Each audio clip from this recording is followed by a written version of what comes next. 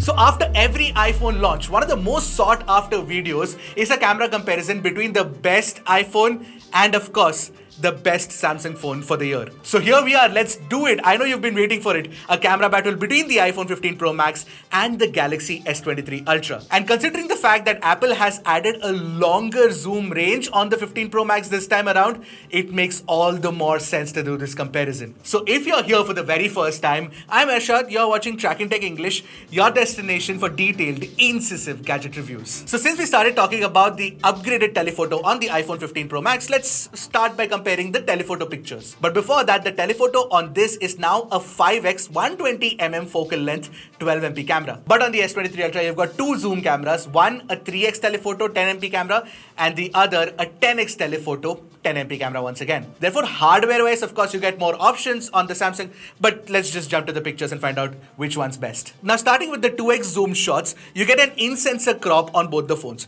And when I zoomed in 100% to check for details, clearly Samsung's algorithm over-sharpens a lot.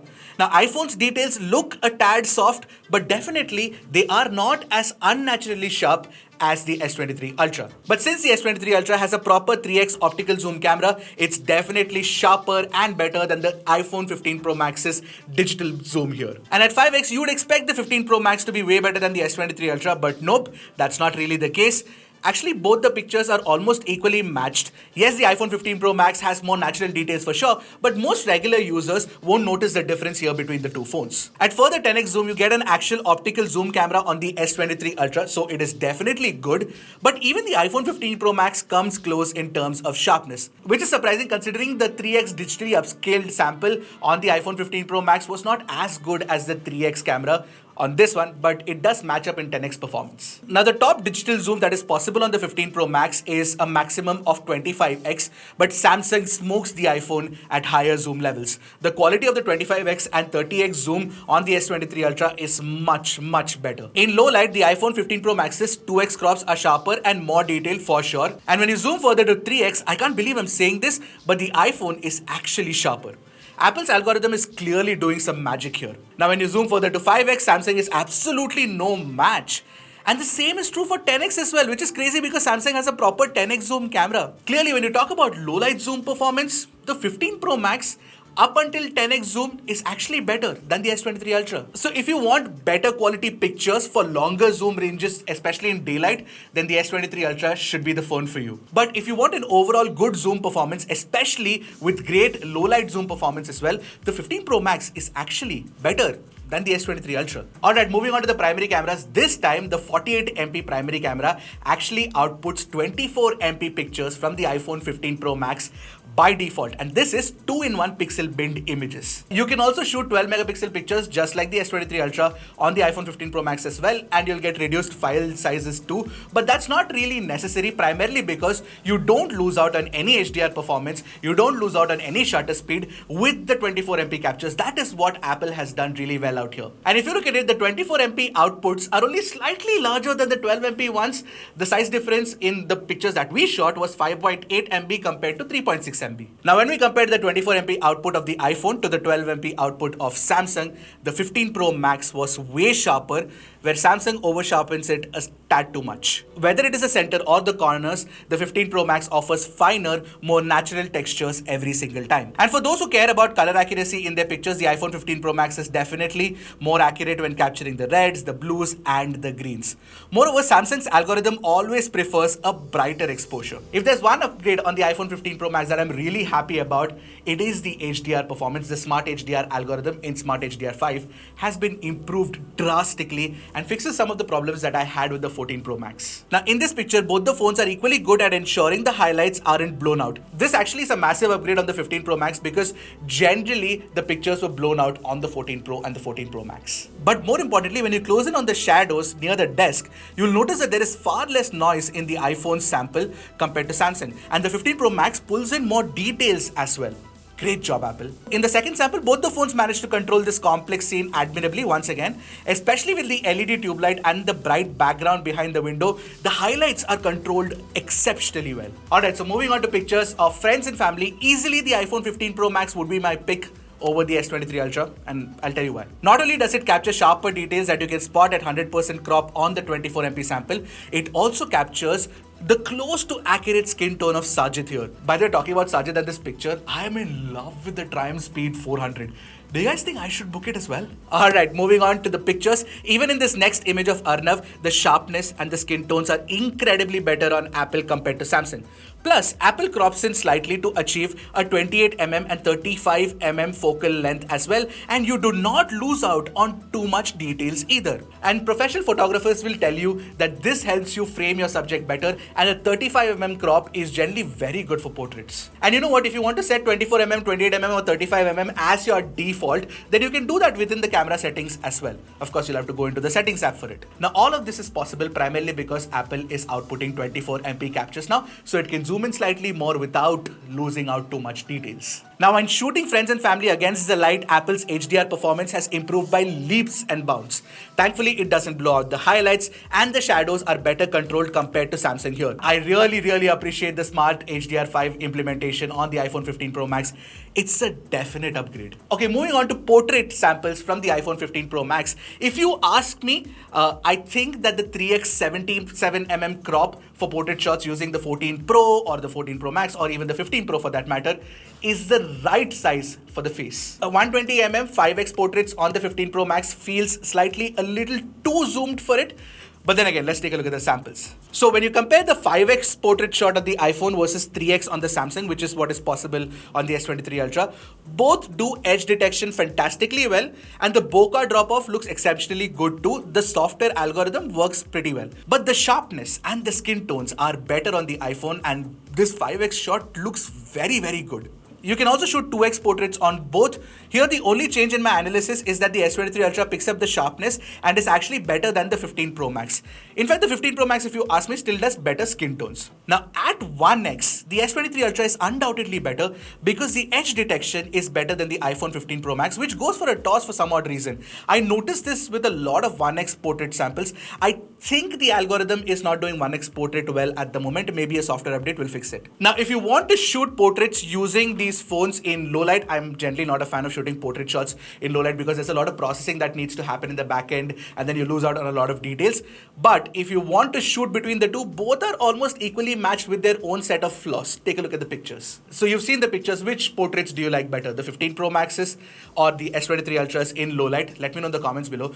But do you think that Vivo's flagship phones will be able to do low light portraits better?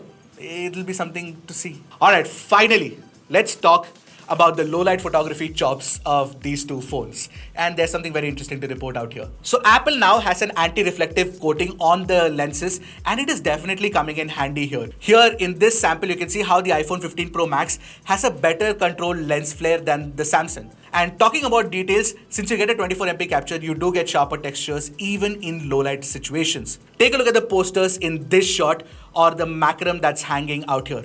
More importantly, in low light, the iPhone algorithm is technically efficient at handling noise and details as well. You do get noise in the shadows, but not at the cost of details. Especially when you look at the S23 Ultra sample, you can see some green luminance noise.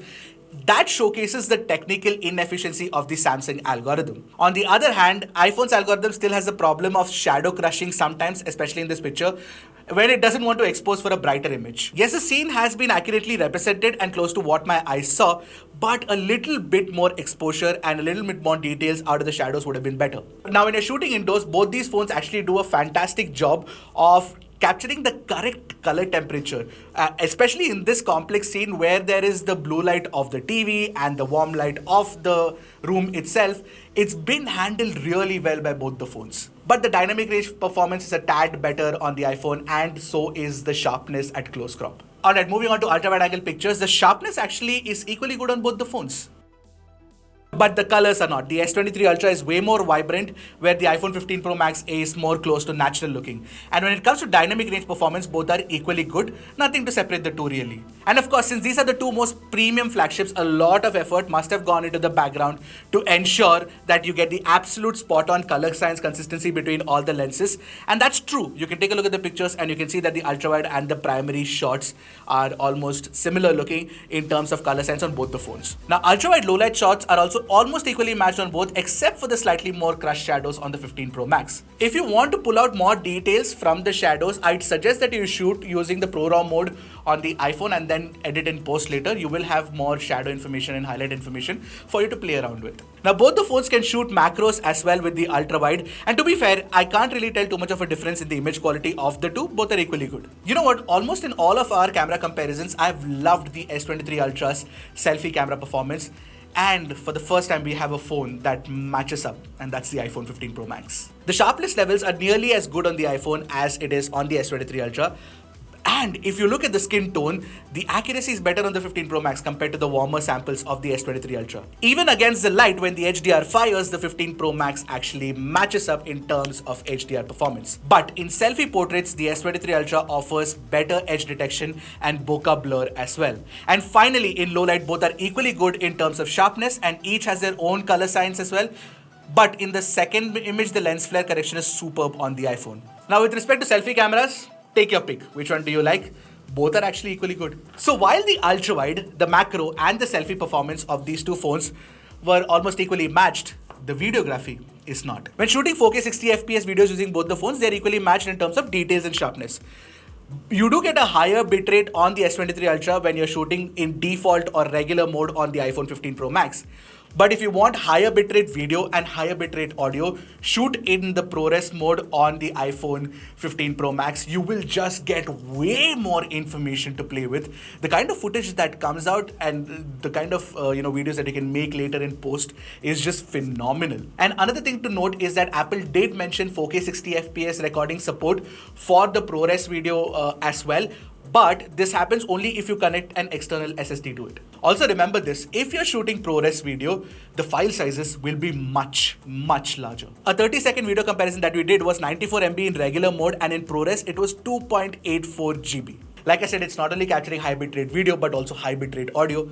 So there's a lot of data being captured. Anyway, moving on to the default video samples at lower file sizes. When it comes to HDR, you get proper 10-bit Dolby Vision recording on the 15 Pro Max. Also remember this, on the iPhone you can now shoot 4K 30 FPS ProRes videos as well. Also remember this, on the iPhone you can now shoot 4K 30 FPS ProRes videos as well. Also for stabilization, regular EIS stabilization is almost good on both. But on the iPhone, you actually get enhanced stabilization option within the camera settings itself, wherein it will actually crop in slightly more for you to get slightly better stabilization basically. So yeah, if you're a videographer who wants a very good videography phone, then there's a lot going on for the iPhone. And when you look at ultra wide angle video, you can shoot at 4K 60 FPS on both the phones, but on the iPhone, the footage is wider because the lens is wider, plus the quality is better too compared to Samsung.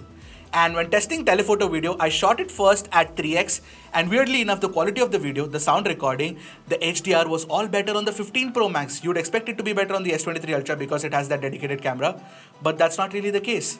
And at 5x, both are equally good enough. And at 10x also, I was surprised that the iPhone could actually match up to Samsung.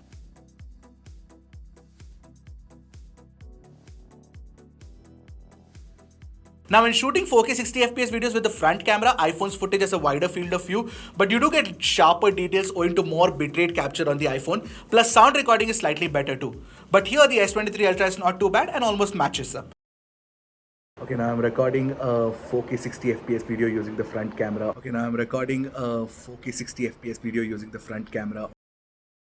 And when you're talking about extra video recording mode, iPhone continues to be the champion of cinematic or portrait mode and the action mode for added stabilization.